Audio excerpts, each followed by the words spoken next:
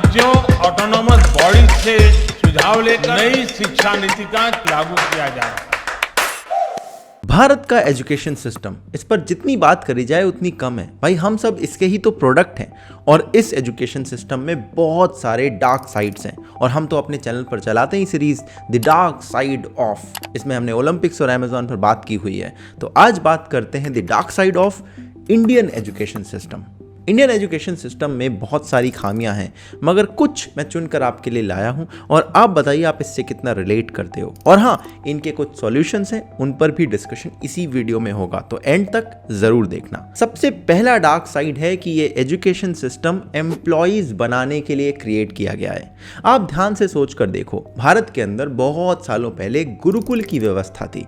गुरुकुल में राजा महाराजा के बच्चे भी जाते थे और प्रजा के बच्चे भी जाते थे, और वहां पर आपस में नहीं बताया जाता था कि कौन राजा महाराजा का बच्चा है या कौन प्रजा का बच्चा है। वहां पर एक जैसी शिक्षा और दीक्षा ग्रहण करते थे वो सारे, और एक गुरु शिष्य परंपरा चलती थी, जिसके बाद उसी जगह से धनुर्धर वीर भी निकलते थे और उसी जगह से शास्त्र में ज्ञानी लोग भी निकलते थे, और सब अपने अपने टैलेंट के हिसाब से पढ़ाए जाते थे और बाद में चलकर अपना अपना काम करते थे उसी के अकॉर्डिंग। और अब क्या है, अब हम पढ़ते हैं वो शिक्षा व्यवस्था जो कि मैकॉले ने बनाई, जो कि अंग्रेजों ने सेटअप करी। और अंग्रेजों की वो शिक्षा व्यवस्था के सेटअप करने के पीछे का एक सिंपल इंटेंट था, उन्हें चाहिए थे एम्प्लॉयज़ जो कि ऑर्डर ले सके, और इसीलिए उन्होंने पूरी की पूरी एजुकेशन सिस्टम, पूरी शिक्षा प्रणाली को इस तरह से डिजाइन करा कि यहां पर ऑर्डर लेने वाले रोबोट्स क्रिएट किए जा सके। अनफॉर्चुनेटली अंग्रेज के जाने के बाद भी हमने उसी शिक्षा व्यवस्था को कायम रखा, जिस पर आज भी हम कंटिन्यू कर रहे हैं, और ये शायद हमारी आज़ाद भारत के बाद सबसे बड़ी भूलों में से एक माना जा सकता है। दूसरी बात, इट किल्स क्रिएटिविटी।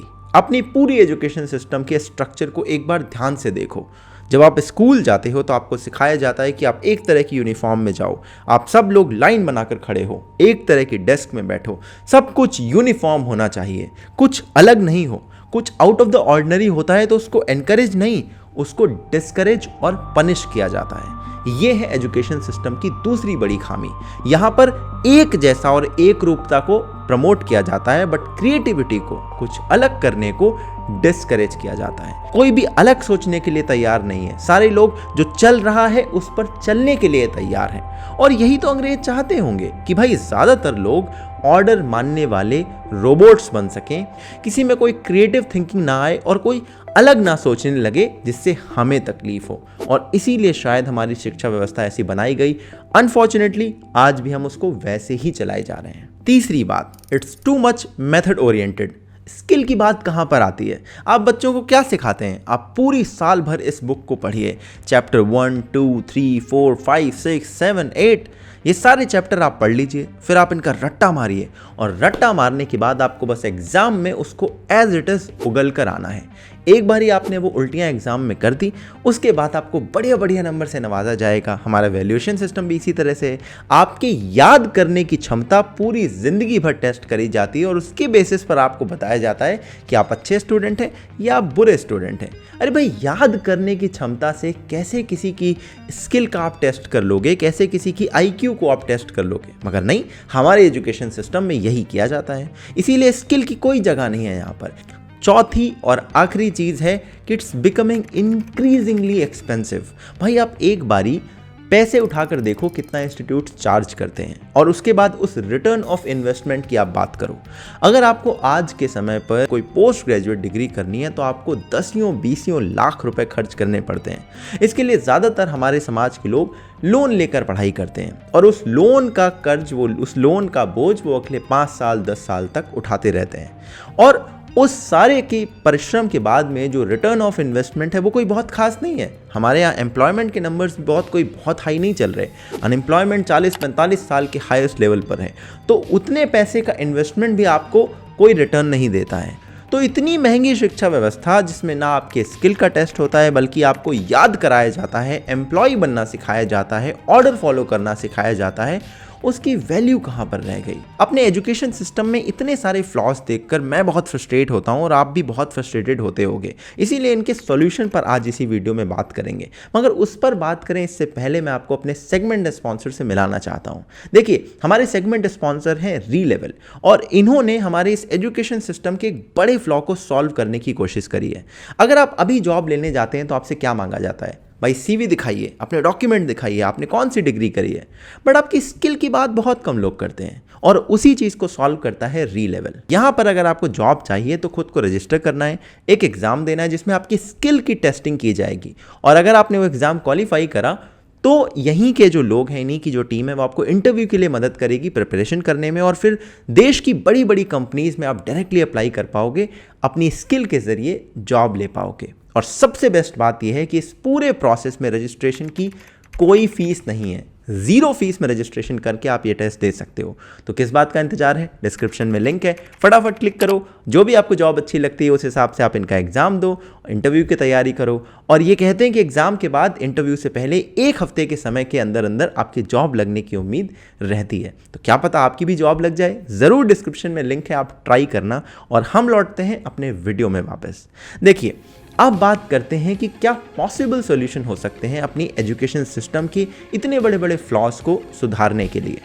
एक सॉल्यूशन जो बहुत ज़्यादा प्रपोज किया गया साल 2020 में, वो था NEP 2020 which is new education policy 2020। इसमें कई सारे ऐसे सॉल्यूशन प्रपोज किए गए जो लगते हैं कि बहुत रिवोल्यूशनरी हैं और बड़ा चेंज ला सकते हैं। ये क्या है, ये कैसे काम करेगा, क्या चेंजेस लाएगा, इसके लिए एक डिटेल वीडियो ऑलरेडी मैंने बना रखा है, वो आप आई बटन पे क्लिक करके देख सकते हैं। मगर प्रॉब्लम यहाँ पर ये है कि इसकी इम्प्लीमेंटेशन कब होगा और कैसे होगा। क्योंकि देखिए, पेपर पे स्कीम्स बहुत अच्छी लगती हैं but implementation is the key.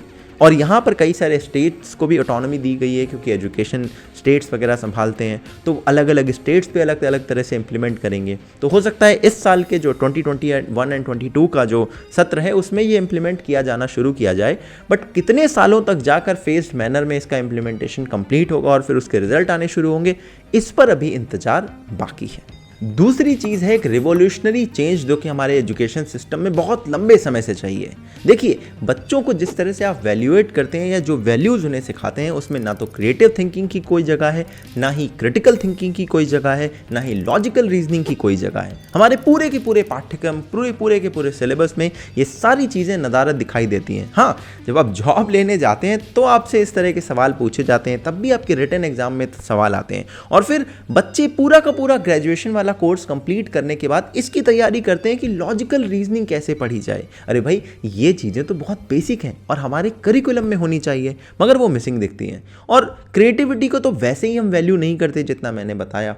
तो हमारे करिकुलम में और हमारे एजुकेशन सिस्टम के जो तौर तरीके हैं अलग अलग स्टेप में हो सकते हैं, वहाँ पर अगर क्रिएटिविटी को कोई जगह नहीं दी जाएगी और क्रिएटिविटी को देखिए वैल्यूएट करना तो बहुत मुश्किल है। आप क्रिएटिविटी को वैल्यूएट नहीं कर सकते, एनकरेज कर सकते हैं जिसकी बेहद आवश्यकता दिखाई देती है। तीसरी बात है मेकिंग इट अफोर्डेबल। ये बहुत ज़रूरत की चीज़ है। देखिए, शिक्षा पर तो हम सबका अधिकार है और शिक्षा के लिए, अच्छी शिक्षा के लिए थोड़े पैसे लगते हैं, ये जस्टिफाइड है।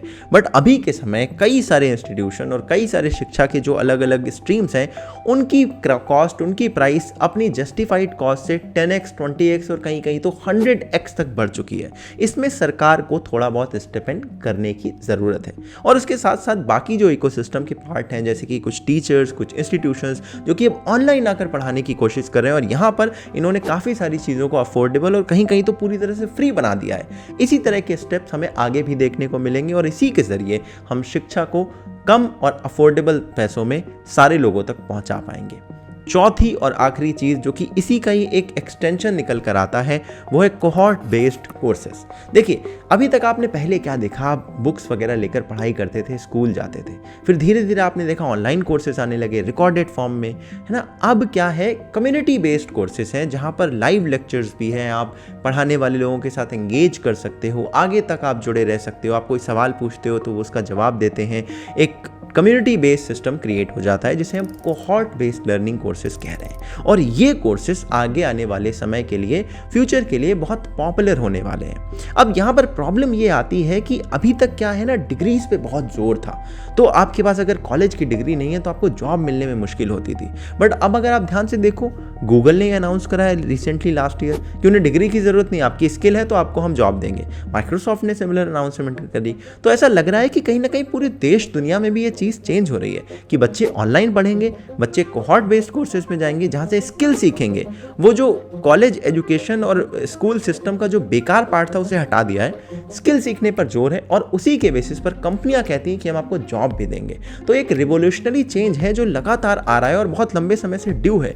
बट ये है कि इसको आने में थोड़ा सा टाइम लगेगा, बट यही है जो फ्यूचर का रास्ता हमारे लिए तय करेगा। ये था दोस्तों एक मेरा छोटा सा video dark side of education system पर, और इस पर मैं बहुत देर तक बोल सकता हूँ और हो सकता है आगे मैं फ्यूचर में और भी इसके पार्ट्स बताऊँ। तो उसके लिए आप इंतजार करिएगा और फिलहाल डिस्क्रिप्शन में लिंक है रीलेवल का, वहाँ पर जाइए, रजिस्टर करिए और उनका टेस्ट देकर जॉब लेने की कोशिश करिए। All the best for that.